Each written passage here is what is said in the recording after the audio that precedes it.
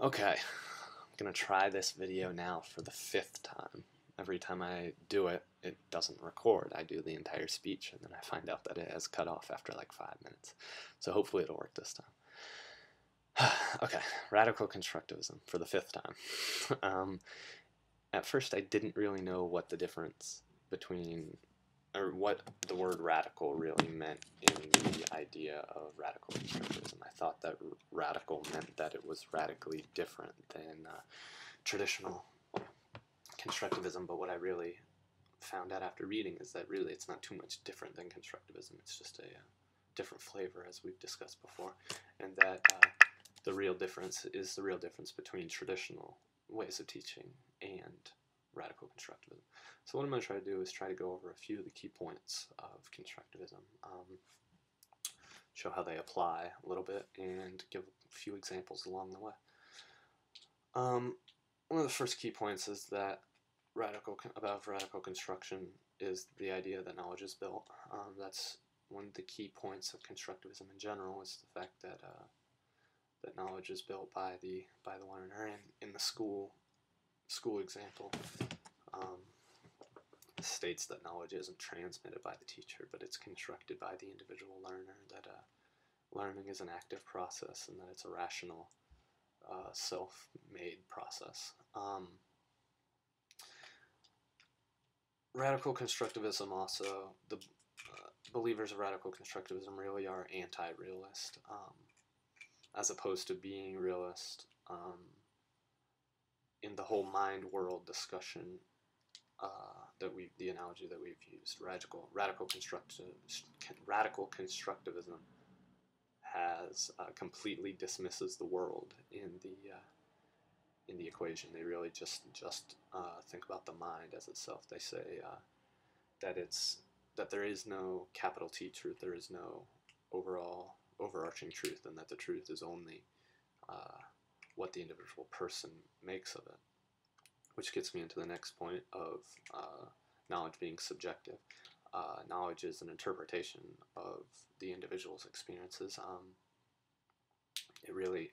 Your complete interpretation of something can be completely different of mine, even though we may have had the same physical experience with something. You could think of this as like roller coasters, things like that. You may think it's scary, I may think it's fun. It's all dependent on our interpretation of the ride. Knowledge, another big key point to me, is the fact that knowledge is constrained. You hear this brought up a lot in a bunch of sociology classes about how knowledge is constrained to people's cultures and prior experiences. We always talk about prior knowledge and prior experiences and how important it is to know that about your students or anyone you're teaching. And really, that really illustrates the cultural gap. And you're a product of your environment. You're raised by your parents, how you were raised, shown what you were shown when you were younger. So the ideas you have of certain things are based on how you were raised and what your culture is. Aside from linguistics, cultural gaps themselves are the biggest difference in cultures. Obviously, different languages, but different experiences, different interpretations of things, different life lessons and things. Everything changes people's perception and ideas on certain issues based on their culture and them being raised, or the way they were raised. A third principle I want to talk about is the fact that knowledge is given. Knowledge is useful as far as it is for a certain goal or a certain situation. This ties into the idea of knowledge being viable. Dr. Doolittle and our class, had a large discussion about viability and what that really means. And radical constructivism really supports the idea of viability. Basically, what we talked about in the example we used was eyeglasses. If you have 20/20 vision, then eyeglasses might not be viable.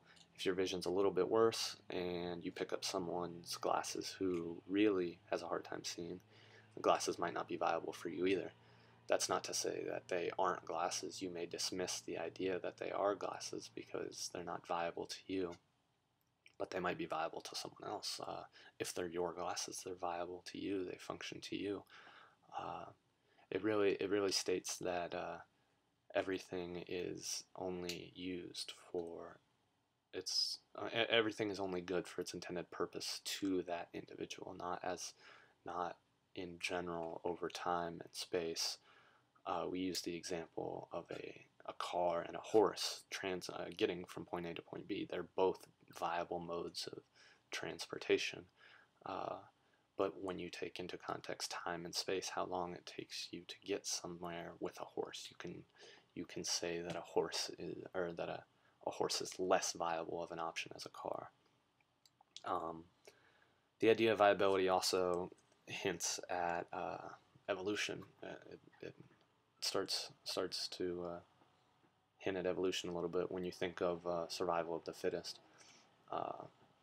I know you always use giraffes as the animal to discuss evolution, but if you think about a 10, a 15-foot, and a 20-foot giraffe, if they're in an environment where there's only 13-foot trees, the 10-foot giraffe obviously is not going to be a viable giraffe in that environment. It is going to die, it's going to be extinct. But that isn't to say that the 15-foot giraffe is going to die because it's not the fittest, because the 20-foot giraffe is more fit. Who's to say that the 15-foot giraffe isn't faster and can outrun the 20-foot giraffe? In that sense, then it's not more fit. So really, with this idea, in this context, the idea of evolution really is more so the death of the unfit as opposed to survival of the fittest, because it really is things that aren't viable and aren't fit fade away, and things that are viable and that can survive continue to survive. You don't have to be the best of the group. You don't have to be the fastest in the herd. You just have to be fast enough to outrun the predators in order to continue to survive. The third point is the idea that knowledge is self-organized, that it's adaptable, it's constantly changing. This is another idea that ties largely into regular constructivism. One of the biggest things, if you asked anybody who didn't know anything about constructivism and asked them what they support, group projects, group learning, group anything is normally always going to be a safe answer. But really, this ties into that and supports the idea of knowledge being taken as shared, as being common, not common, but constantly adapting. If you put students together that are in each other's zone of proximal development, they're going to learn from one another. Your opinion on something may be different from my opinion on something. That's not to say that you're wrong and I'm right. It all goes back to the constrainment of your knowledge on your culture and previous experiences. A group situation is really a situation where individuals come together and show and tell their prior experiences or the information as it has been constrained to their culture and give their opinion on something. And with the constructivist idea, in a group setting like that, people change their opinion and your knowledge can be built and transformed based on other people's opinions and other people's ideas. It's really, the idea is that it's taken as shared, not stealing your idea or stealing your opinion. It's adapting the way that I believe of things, because my cultural constrainment might actually be incorrect. It might not be viable, and your idea or your opinion on something might actually be more viable. And with that in mind, I change my perspective. All of these ideas tie together, obviously. To review, the points that I went over are the idea that knowledge is constructed. That's something that is going to be shared in every flavor of constructivism. The idea that knowledge is built by the individual. The idea that knowledge is subjective to each individual person. like I said, radical constructivism is an anti-realist approach. They dismiss the world, they dismiss anything that is outside your realm of perception. It's constrained. Obviously, your knowledge is constrained by your culture. You're a product of your environment. You are going to believe what you were raised to believe. Third, that things are viable. Third is the idea of viability. That something serves a function as long as it is viable for that function. Something that isn't viable to the individual perspective doesn't work. Whether or not it doesn't work in a world sense, that it always works or that it will always work, isn't true to you if it isn't viable to you. And lastly, the idea that knowledge is taken as shared. This is another overarching idea of constructivism, that the brain is adaptive, and it ties into the fact that knowledge is built. It can be shared, it can be changed based on other people's opinions, other people's cultural constraints, and just other people's learning experiences and prior knowledge. Sharing the knowledge together can help change other people's opinions and change your beliefs. And so that will wrap it up, and I really hope that this saves this time. So we will see. Bye.